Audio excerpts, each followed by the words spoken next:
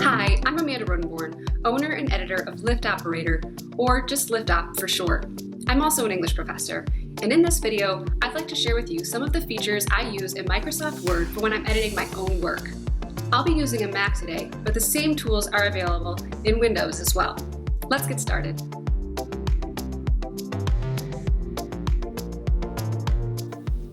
Some of my first, and I know, very basic, editing tips in Word involve the highlighting text tool and the find and replace command.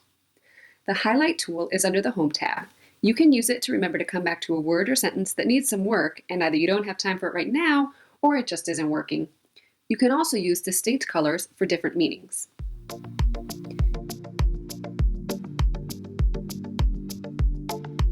To use the find or find and replace command, hold Command and press F on your keyboard. Depending on your settings, this might place your cursor in the search bar in the upper right corner or immediately open a sidebar. Either way, you can then search for a word that you want to find and or replace. This is really useful when you've decided to change a character's name or are writing a formal essay and have just realized you've been slipping into second person. Simply type in the word you want to search, hit find or enter, and Word will list all of the matches. You can then go through them one by one or use the replace all feature if you're sure the replacement works in each instance. Just type the word you want to replace the search term with and hit replace for the highlighted word or replace all to replace every instance in the document. Be careful though, it will replace all instances, even when the word you appears in youth, for example. To avoid those problems, let's look at advanced settings. In the sidebar, click on the little gear. This gives you some options immediately, such as whole word only, but we can also select Advanced Find and Replace for more. That opens a new dialog box where you can get really specific. One thing I like to use this for is, again, highlighting. Word will highlight the individual instances of a term while I'm searching it, but that highlight doesn't remain. If you want to go through each instance case by case, you can replace the term with formatting changes. Click on Replace at the top of the dialog box and expand the box if it's not already by pressing on the lower left expand icon. Place your cursor in the Replace With box. Then, near the bottom, under the Replace section, click on the Format dropdown and select Highlight. Then, click on Replace All. Voila! Word has highlighted every instance so you can inspect for yourself and replace as needed. Of course, you can see there are many other options to play around with as well, and since you're in Word, you can always undo. Second up is the Review ribbon. There are a couple of important points to note here. First, if you want to make changes but are unsure about the ones you're making, so you want to have a record, click on the tracking icon and shift the button to On. This will track your every move. For more complicated changes or points to think over the next time you edit, click on New Comment to add comments alongside your text. This is great for when you know you need to add something, but the words aren't flowing freely at the moment. Next is the Read Aloud feature.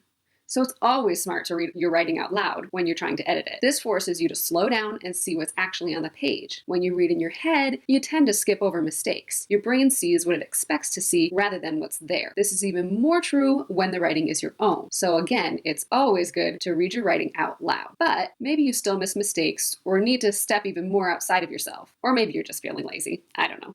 In this case, click on the Read Aloud feature in the Review ribbon. Simple tips for self-editing. You can even change the reader and speed by clicking on the sound or gear icon. Simple tips for self-editing. Have you ever tried to edit your own work? It may sound a little choppy, but it certainly won't sound like you, which is the important point. Have fun with it. Remaining under the Review tab, you can also use the Spelling and Grammar feature to check for errors. Of course, Word isn't always right, but it can help, and it's certainly better than nothing. You've probably used this feature before, but let me show you how to make it even more powerful by changing the settings. First, click on the Spelling and Grammar icon, which opens up a new dialog box. This will go through each error one by one. You can then discern which changes you want to make, accepting or ignoring Word suggestions. But have you ever had Word be particularly annoying about some things? Or did you wish you could tell it you're using slang? Well, there's a way to do that. Click on Options at the bottom. This opens yet another dialog box. In the grammar section, under Writing Style, click on Settings. Now you can handpick all your settings. Using slang, don't like the Oxford comma, tend to be wordy? Put this feature to work by telling Word what to and what not to pay attention to. Then hit OK.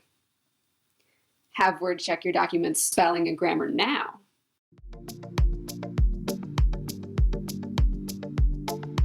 Let me show you one more powerful tool in Word, Readability. This feature helps you know how easy your writing is to understand, which is also useful if you're concerned about search engine optimization or SEO. First, we have to make sure the tool is turned on. So from the Review tab, click on Spelling and Grammar. Select options from the dialog box, and then make sure that under the Grammar section, the box for Check Readability Statistics is checked. Now you can go through and accept or ignore Word's suggested changes. After you've gone through all of them, or simply clicked Ignore All, a final dialog box will display. It shows counts, averages, and readability. You might be concerned about the top two, especially if you have a minimum or maximum word count. But I'd like to draw your attention to that last section, Readability. It lists your writing's Flesch reading ease, Flesch Kincaid grade level, and percent of passive voice sentences. So you're probably wondering, what do these tell me about my writing? Well, without going into all the details and the formulas used for calculating them, they tell you quite a bit of useful information by taking into account sentence length and the number of syllables in words. Let's start with the Flesch Readability Score. This score goes from 0 to 100, and the higher the number, the easier the piece is to understand. The lower the number, the more challenging the text. A good target for most works is around 65 or somewhere between 60 and 80. For the Flesch Kincaid grade level, an 8th grade reading level is considered the standard for most works targeting a broad audience. Here's more of a breakdown about how the numbers equate. As you can see, a measure of 30 or below is considered very difficult, meaning most readers would need a university degree to understand all of it. Then you can see that 60 to 70, or an 8th to 9th grade level, is considered standard, whereas a score of 90 to 100 is pretty easy and should be understood by most 5th graders. If you need to bring your score up, try shortening your sentences or using words with fewer syllables. Now back to our trusty dialog box. Finally, there's the percent of passive sentences. This should usually be kept low. Passive voice can lead to writing errors, wordiness, and more, though some scientific styles of writing actually favor it. So, as with all things writing, you have to consider your audience. Who are you writing to? What is their reading level? Is this for a broad audience or a select few? No matter what, these numbers should give you some basic insight on whether or not you're meeting your audience's needs. That's it for my quick tips on using Microsoft Word to edit your own work. And remember, writing is a process, so revisit and revise multiple times. Happy writing!